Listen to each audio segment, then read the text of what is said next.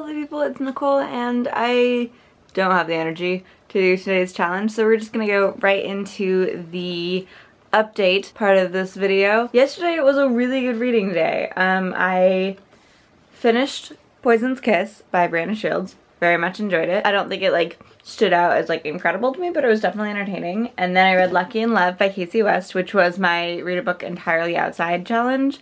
So that one's done and we're all good with that. Thank God that's over. It was very warm outside yesterday. But that was adorable. I mean, it's Casey West, so like everything she writes is just absolutely adorable. And then I started reading Elected by Rory Shea, and I got like 25 pages in last night, and then I ended up having to DNF it for a couple of reasons. I talk about them sort of more in detail on Goodreads, but the main ones are basically that I got a similar feeling reading the sort of gender relations and status of women in the society that I did while reading Handmaid's Tale. I know that was really, really hard on my mental health. I was reading Handmaid's Tale for a class, so I couldn't like DNF it, and it was really hard on my mental health. And I'm not really interested in doing that again for fun. So that's not really a commentary on like quality of the book. That's more just like something I know about me and something that I know I find really difficult while reading.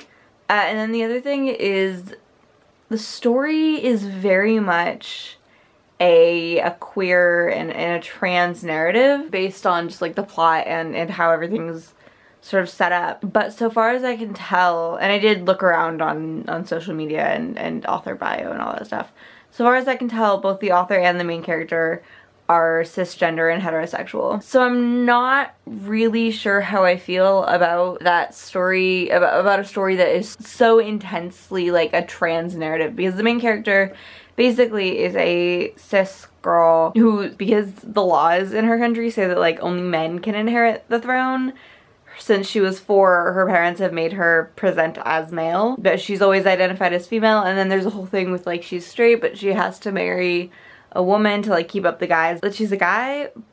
But it's just, so it's such a trans narrative, but like it's from such a cis perspective, and I don't really know how I feel about that. And I'd really be interested in hearing a trans perspective on it, because like I'm cis, so I can't really speak too much to it other than sort of the gay aspects. I just didn't really feel like it was something I was interested in continuing right now. Maybe I'll pick it up later, I'm not sure. But I decided after that I needed something that was just kind of fun and that I knew I'd enjoy.